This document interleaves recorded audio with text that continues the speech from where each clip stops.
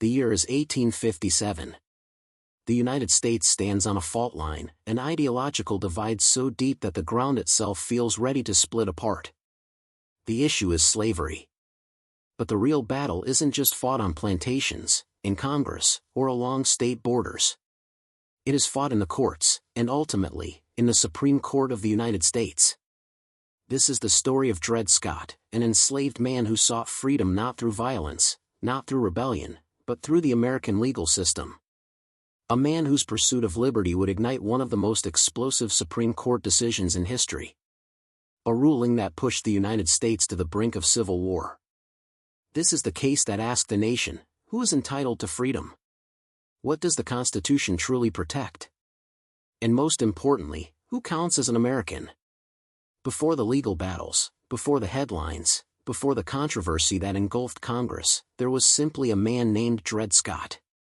Born into slavery in Virginia around 1799, Scott lived a life typical of the enslaved, one where freedom was a distant dream, a dream often inherited but never promised. He was bought and sold, moved across states, and lived according to the will of his owners. Yet, like millions of enslaved Americans, he carried hope within him, a quiet but unbreakable belief that one day, he might be free. Scott eventually came into the possession of Dr. John Emerson, an army surgeon. Emerson's career would take him across state lines, and with him, Dred Scott. This would change everything. Dr. Emerson's military career brought him first to Illinois, a free state, and then to the Wisconsin Territory, where slavery was prohibited under the Missouri Compromise of 1820. Dred Scott lived with Emerson for years in these free regions. He worked. He married. He built a life. And according to long-standing legal precedent, an enslaved person who lived in free territory with their owner became free. Dozens of enslaved people had successfully claimed freedom on this basis in the Missouri courts. The rule was known as once free, always free. By all legal logic, Dred Scott should have been a free man. And so, when Emerson died and Scott was passed to Emerson's widow, Harriet Sandford, Scott made a courageous decision. He would sue. Not for vengeance. Not for rebellion. But for his freedom, and the freedom of his wife and daughters. In 1846, Dred Scott entered the St. Louis courthouse and filed his suit. Dred Scott versus Irene Emerson. His argument was simple. He had lived on free soil. Therefore, he was free. The trial was long and difficult. Enslaved people could not testify against white individuals, but Scott found allies, lawyers, abolitionists, and ordinary citizens who believed in justice. A jury initially ruled in Scott's favor, granting him freedom. But the victory was short-lived. Emerson appealed, and in 1852, the Missouri Supreme Court reversed the decision, declaring that political tensions over slavery were too high to allow such freedoms to be granted.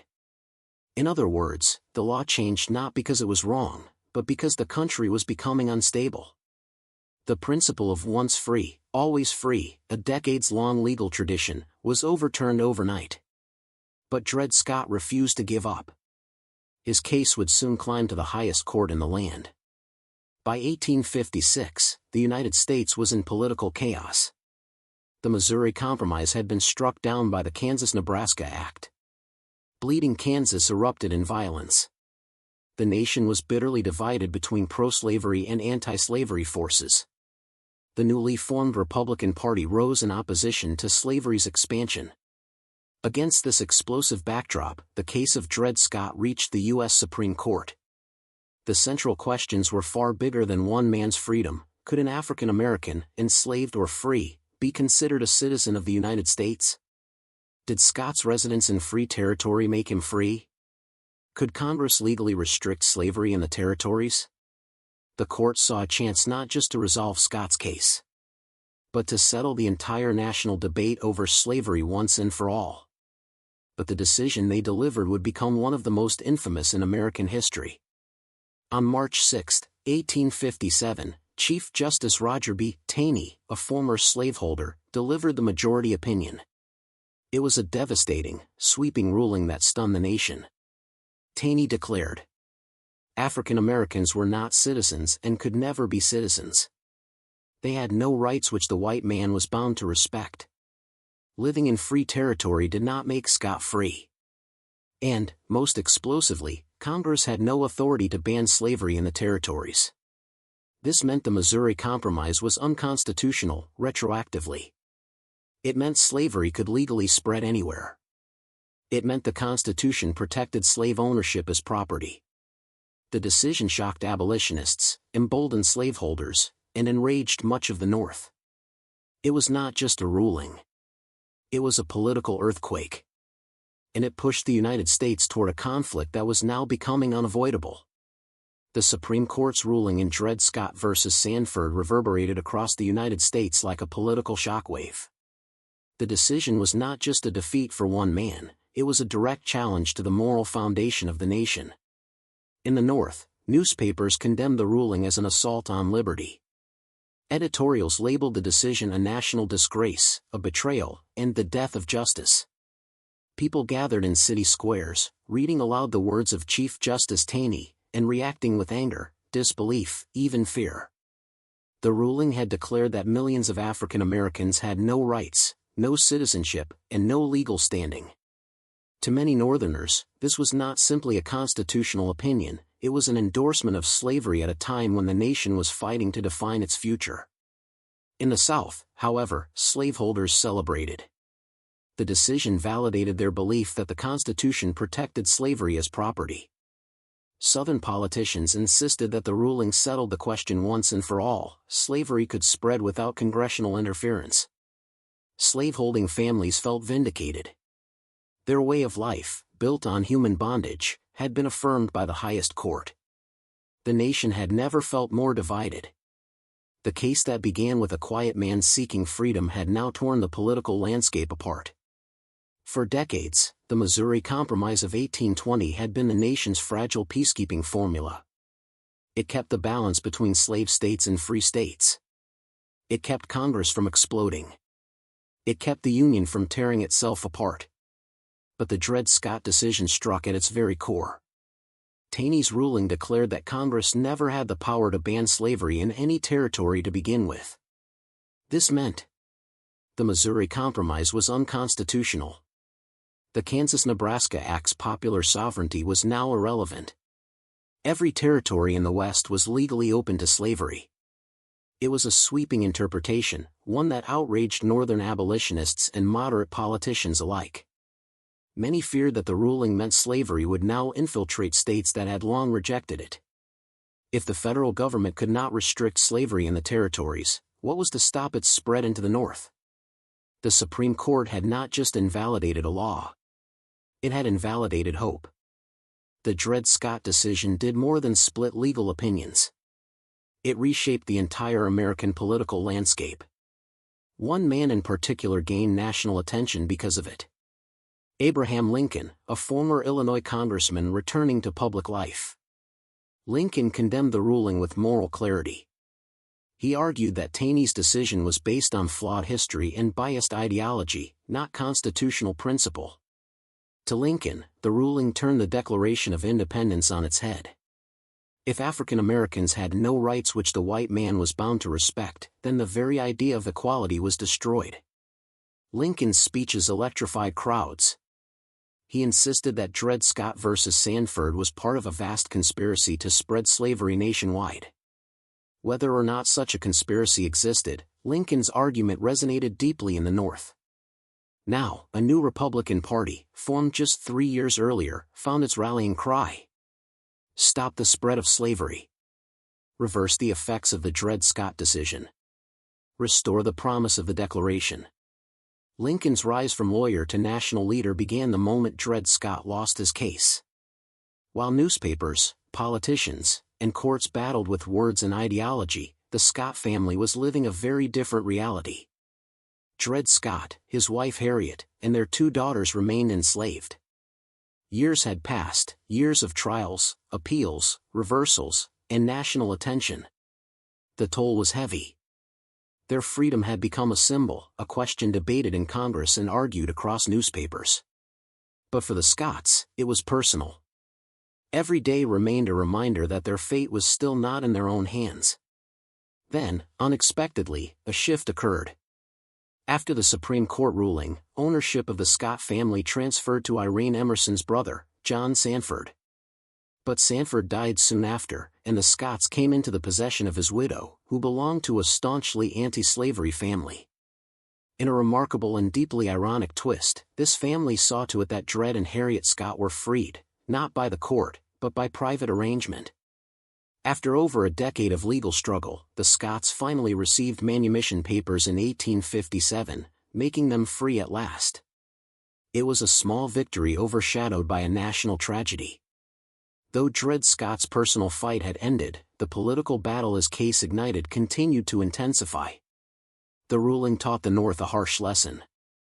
Slavery was no longer a regional issue. It was a national one. It could expand anywhere. It was protected by the Constitution. It was immune to congressional control. A growing number of Northerners felt that the Southern slave power now controlled not just the economy, not just politics, but the Supreme Court itself. For abolitionists, the decision confirmed their fears: the system was rigged. For moderate politicians, the ruling forced them to choose sides. For the South, the decision strengthened their resolve to defend slavery at all costs.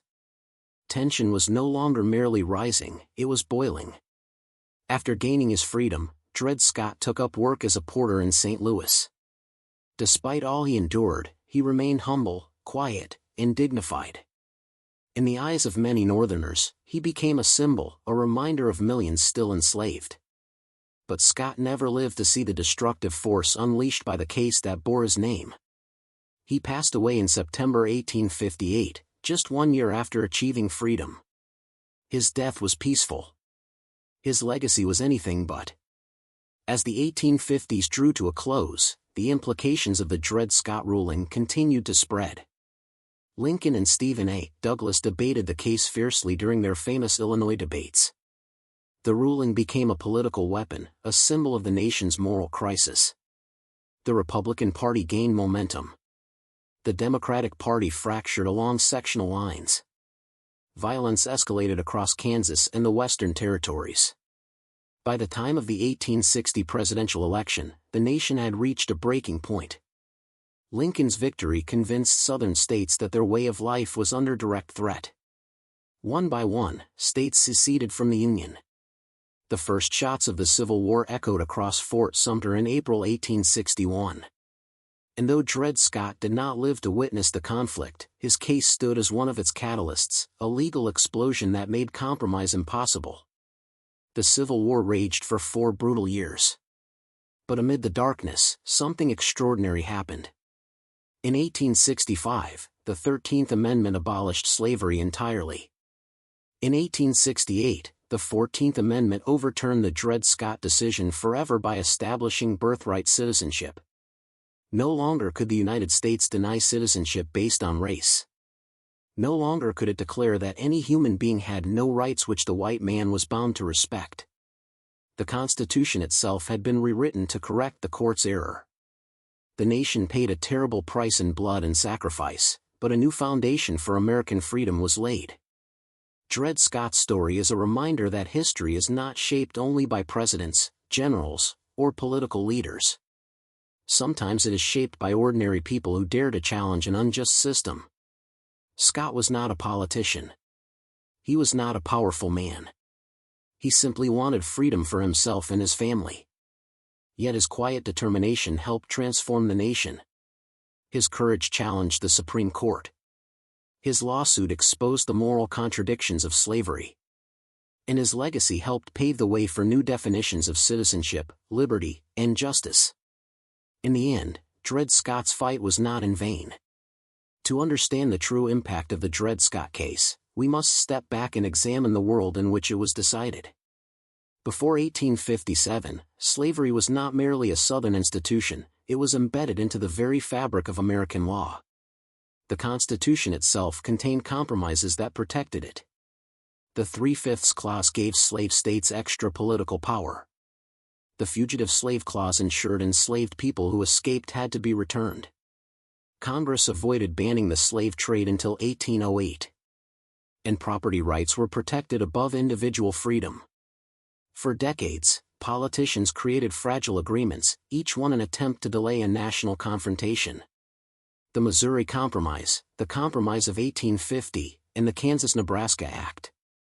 By the mid-1800s, the legal system was a battlefield, one where the question of human freedom clashed with the Constitution's protections of slaveholders' rights. Dred Scott's case did not emerge in a vacuum. It rose from a nation struggling to negotiate its identity. Long before the Supreme Court took up Scott's case, the United States was already torn apart by legal disputes over slavery. Northern states passed personal liberty laws, aimed at resisting the Fugitive Slave Act. These laws allowed alleged fugitives to receive jury trials, legal representation, and protection from kidnapping. Southern politicians, enraged by this resistance, demanded stronger federal enforcement to return enslaved people who escaped across state lines. In Congress, debates about slavery in the territories became increasingly vicious. Politicians insulted one another, shouted across chambers, and accused opponents of treason. The climax of this tension came in 1856, when Congressman Preston Brooks brutally beat Senator Charles Sumner on the Senate floor with a cane, nearly killing him. The violence was not just personal. It symbolized the collapse of political civility in a divided nation. When the Dred Scott case reached the Supreme Court, the country was already in turmoil. Many hoped the court could settle the question of slavery once and for all. The Supreme Court's Dred Scott ruling was intended to bring clarity. But instead, it deepened chaos. Chief Justice Taney believed he was preserving the Constitution as the founders intended. But his actions revealed the danger of interpreting the Constitution not as a living charter of liberty, but as a rigid defense of property, even when that property was human beings. The court declared, Black Americans could never be citizens. Congress had no power to restrict slavery. States' rights existed, but only when they supported slaveholders. The Declaration of Independence did not apply equally to all people. This was more than a legal ruling, it was a moral catastrophe. Taney's decision attempted to freeze history in place, protecting an institution that was increasingly unsustainable. He tried to lock the future of America to its past. But history cannot be frozen. And millions of Americans refused to accept a future where slavery was legally untouchable. Even as the Supreme Court delivered its ruling, resistance grew across the country. Abolitionists intensified their efforts. Newspapers printed scathing critiques of the court. Activists gave fiery speeches in churches and public halls. Underground railroad networks increased their operations. Black communities organized for their own defense and freedom. The ruling united previously divided groups. Moderate Northerners who had tolerated slavery were now shocked into political action. Even those who cared more about economic opportunity than moral arguments realized the decision threatened their freedom as well. The idea that slavery could spread to every corner of the nation frightened millions. As resistance grew, so did determination. Abraham Lincoln saw the Dred Scott ruling as a turning point, not simply because of its injustice, but because of its implications for the future. Lincoln feared a scenario where slavery would become legal everywhere, even in the North. He warned that if the court's logic continued, states could be forced to accept slavery against the will of their own citizens. In speech after speech, Lincoln condemned the decision. This nation cannot endure permanently half slave and half free. These words, spoken during the Lincoln-Douglas debates, resonated across the country. The Republican Party embraced this message as its mission. Not to abolish slavery outright, but to stop its expansion. But the South viewed this as an existential threat. To them, restricting slavery's expansion meant weakening their political power. They believed their economic future depended on the expansion of the institution. And they feared a Republican victory would spell the beginning of the end. Thus, the Dred Scott ruling helped transform Abraham Lincoln from a regional politician into a national leader, and ultimately the president who would guide the nation through civil war. The years after the Dred Scott decision saw political chaos unlike anything Americans had seen before. the Democratic Party fractured into Northern and Southern factions. Former Whigs, Free Soilers, and anti-slavery Democrats flocked to the Republican Party. Third parties rose and fell with startling speed. Every political speech, every newspaper article, every congressional vote circled back to the ruling. The Supreme Court had tried to settle the issue of slavery. Instead, it ensured that no political middle ground remained. Southerners felt empowered. Northerners felt radicalized. Moderates felt cornered. With every month that passed, it became clearer. The country was drifting toward a confrontation that no compromise could prevent anymore. The world watched the Dred Scott case with growing curiosity and concern. European nations had largely abolished slavery by the mid-19th century. Britain, France, and many others viewed the institution as a relic of a darker age. To them, the Supreme Court's decision seemed backward, morally indefensible, and politically unstable. Foreign newspapers mocked the American claim to be a champion of liberty while simultaneously denying basic rights to millions. Diplomats feared the ruling would destabilize American trade. Merchants worried conflict would disrupt cotton exports. Political philosophers predicted a coming struggle that could reshape the entire global order. The United States, once a symbol of democratic progress, was becoming a warning. A nation built on contradictory principles could not remain intact forever. Behind the politics, the speeches, and the courtrooms, the Dred Scott case involved real human lives, stories often forgotten in the grand narrative. Harriet Scott, Dred's wife, was a powerful figure in her own right. She encouraged her husband to file the suit, believing freedom was possible. Her courage, though less public, was equally important.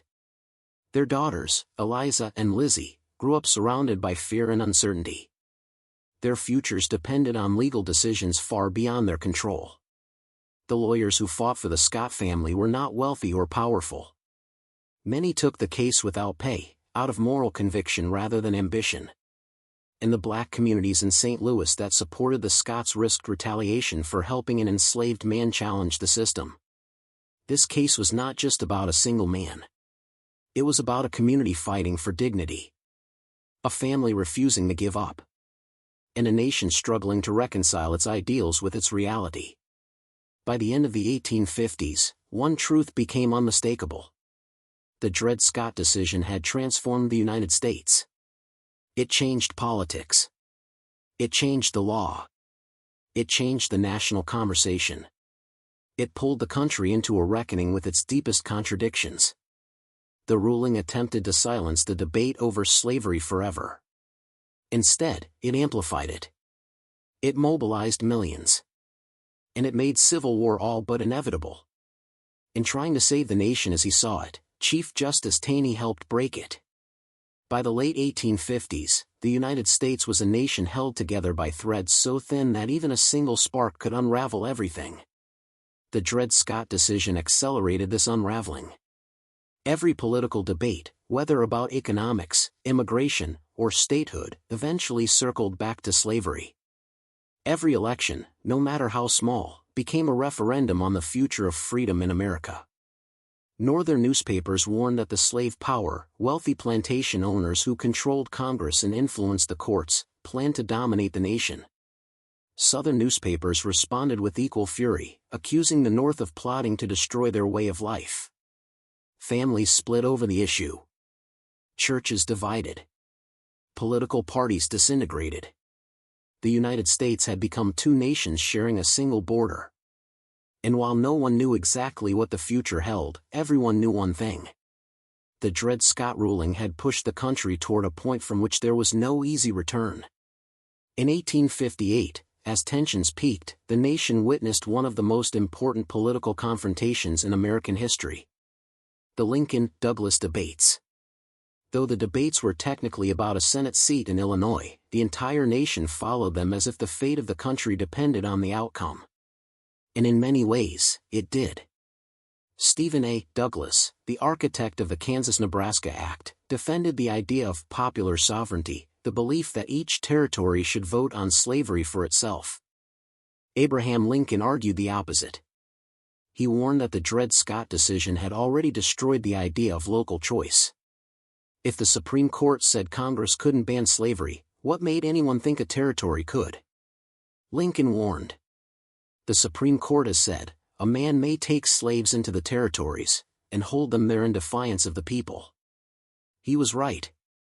Taney's ruling had created a future in which slaveholders had constitutional protection to spread slavery anywhere they wished. Lincoln's powerful argument captivated the North. And although Douglas won the Senate seat, Lincoln won something far more valuable: a national platform. The road to the presidency began for him the moment he challenged the Dred Scott decision publicly and fearlessly. Just 1 year after the debates, the nation faced another shock: John Brown's raid on Harper's Ferry in 1859. Brown, a radical abolitionist, believed slavery was a sin that could only be destroyed by force. His plan: capture a federal armory, arm enslaved people, spark a massive uprising across the South. The raid failed, and Brown was captured. But the consequences were enormous. To many Northerners, Brown was misguided but morally driven. They admired his bravery. To Southerners, he was proof that the North intended to abolish slavery violently.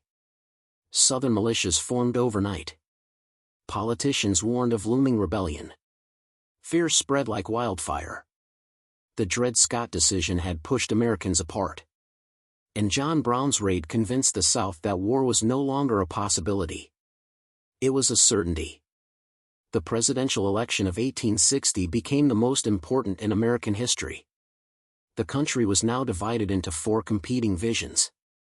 Northern Democrats, led by Douglas, who supported popular sovereignty. Southern Democrats, who demanded unrestricted slavery nationwide. Constitutional Union Party, which tried desperately to avoid the slavery issue. Republican Party, led by Abraham Lincoln, focused on stopping the expansion of slavery. Lincoln did not promise to abolish slavery where it already existed. He promised something far more moderate: no expansion. But the South saw it differently. They believed Lincoln's election threatened the future of slavery. They believed the Dred Scott decision was the only shield protecting their rights. And they believed the North wanted to dismantle their entire economic system. On November 6, 1860, Lincoln won the presidency without winning a single Southern state. To many Southerners, this proved their worst fear. The federal government no longer represented them. Secession became not just likely. It became inevitable. Within weeks of Lincoln's election, South Carolina seceded from the Union. Soon after, Mississippi, Florida, Alabama, Georgia, Louisiana, and Texas followed. In February 1861, these states formed a new government: the Confederate States of America. Their constitution included familiar language from the U.S. Constitution, but with one major difference: slavery was explicitly protected. Forever. The Confederacy openly declared that the Dred Scott decision was not just correct but foundational. In their view, slavery was not a temporary institution. It was the cornerstone of their society. The United States now had 2 opposing governments, each claiming legitimacy, each preparing for conflict. The country had split, and there was no turning back. On April 12, 1861, Confederate forces fired on Fort Sumter in Charleston Harbor. The Civil War had begun. The war that followed was the deadliest conflict in American history. More than 620,000 soldiers would die. Millions of families would be torn apart. Entire cities would be destroyed. But beneath the smoke and fire, the ideological roots of the war remained clear. The nation was fighting over the meaning of freedom. The nation was fighting over whether human beings could be property. And the Dred Scott decision had played a central role in that fight. It had attempted to silence the debate. Instead, it guaranteed that the debate could only be settled by war. By 1862, President Lincoln understood that the war could not be won without addressing the core issue at its heart: slavery. On January 1, 1863, he issued the Emancipation Proclamation. It declared all enslaved people in Confederate territory forever free. This changed everything. European nations, which had viewed the conflict cautiously, now saw the Union as fighting a moral war. Enslaved people themselves fled plantations, joined Union lines, and fought for their own freedom. The very institution that the Dred Scott decision sought to protect was now being dismantled on the battlefield. Lincoln's words echoed through history. If slavery is not wrong, nothing is wrong. The Emancipation Proclamation marked the beginning of the end for the institution that had guided Taney's ruling. As Union armies advanced, Congress prepared for the legal transformation that would follow. The 13th Amendment, passed in 1865, abolished slavery entirely. It struck at the core of the Dred Scott decision by rejecting the idea that anyone could be property. But that was only the beginning. In 1868, Congress passed the 14th Amendment, one of the most important changes in American constitutional history. It declared, "All persons born in the U.S. are citizens. States cannot deny equal protection of the laws. No government can take away rights without due process." The amendment directly reversed the Dred Scott ruling. Where the court had once said Black Americans could never be citizens, the Constitution now declared they always had been. The decision that once divided a nation had now helped reshape it. The Civil War ended in 1865. But the price was unfathomable. Hundreds of thousands dead. Cities scorched. Families broken. A nation traumatized. Yet from the ruins rose a new vision of America, one that corrected some of the Constitution's greatest flaws. The road to those corrections began decades earlier with one enslaved man who refused to surrender hope. Dred Scott's lawsuit, though unsuccessful, exposed the contradictions of the nation so clearly that they could no longer be ignored. His courage forced America to confront itself. And in the end, the country changed, not because of the court's ruling, but because of the fight that followed. The Dred Scott decision did not simply fade into history, it detonated across the nation like political dynamite. As Chief Justice Roger Taney's words circulated through newspapers and telegraph lines, the ruling triggered a crisis that America could no longer avoid. In the North, abolitionists held up the decision as proof that the slave power sought to dominate every corner of the Republic. In the white South, slaveholders celebrated the court's declaration as confirmation that their property rights were untouchable, even across free soil. And in the border states, where loyalty was split between North and South, fear spread that the ruling pushed the nation toward a fracture from which there was no return. In the halls of Congress, the ruling deepened already bitter divisions. Northern politicians argued that the decision was the Supreme Court overstepping its authority, attempting to dictate national policy rather than interpret law. Southern politicians countered that the ruling finally settled the slavery debate once and for all, giving federal protection to slaveholding interests everywhere. Instead of bringing clarity, the Dred Scott decision turned the political landscape into a battlefield of speeches, protests, and legislative maneuvers. But perhaps no figure reacted more sharply than a relatively unknown Illinois lawyer and rising politician, Abraham Lincoln. The decision propelled him back into the political spotlight. In his speeches throughout 1857 and 1858, Lincoln warned that the ruling was part of a larger plan to nationalize slavery. He argued that if the Supreme Court could declare Congress powerless to restrict slavery in the territories, then one day it might declare states powerless to restrict slavery within their own borders. The Dred Scott case, Lincoln claimed, was not the end of the debate, it was the beginning of a larger struggle for the nation's soul. For African Americans themselves, resistance took many forms. Black churches organized meetings condemning the decision and reaffirming their dedication to freedom. Frederick Douglass, the great abolitionist orator, delivered one of the most powerful responses. Though outraged, he refused to see the decision as the final word.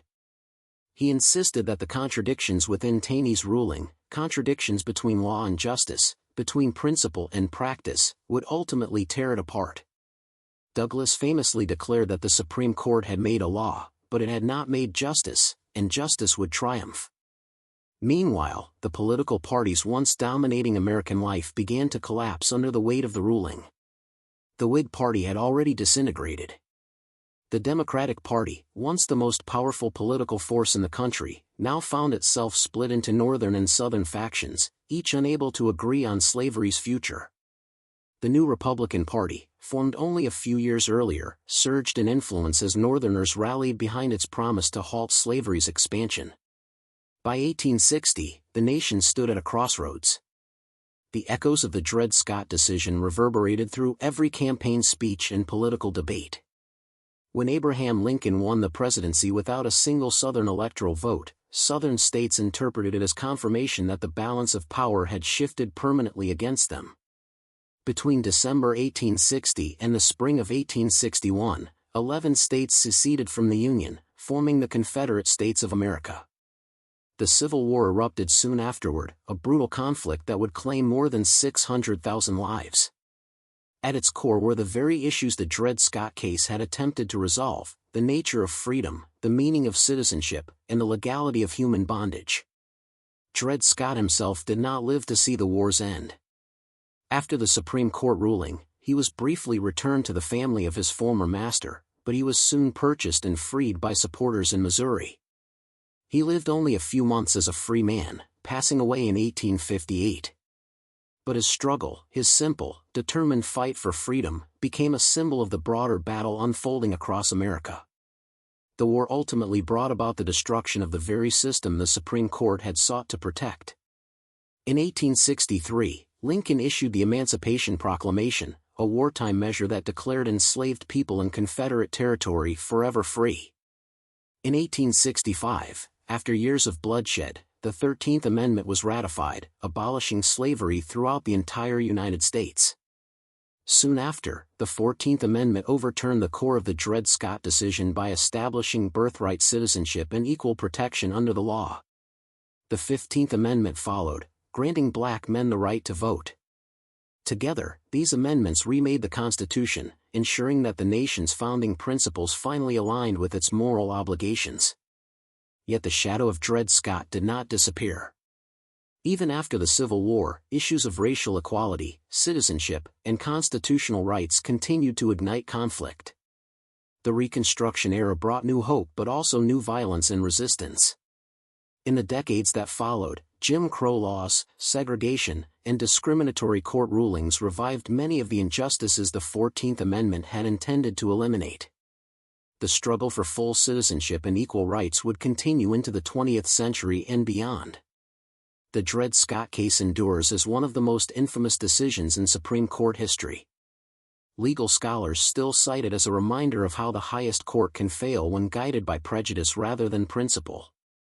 Politicians reference it when discussing judicial overreach or the dangers of letting ideology shape constitutional interpretation. And Americans studying their history point to the case as evidence of how deeply slavery had embedded itself into the nation's legal and political fabric. But the legacy of Dred Scott is not only one of injustice, it is also a story of transformation.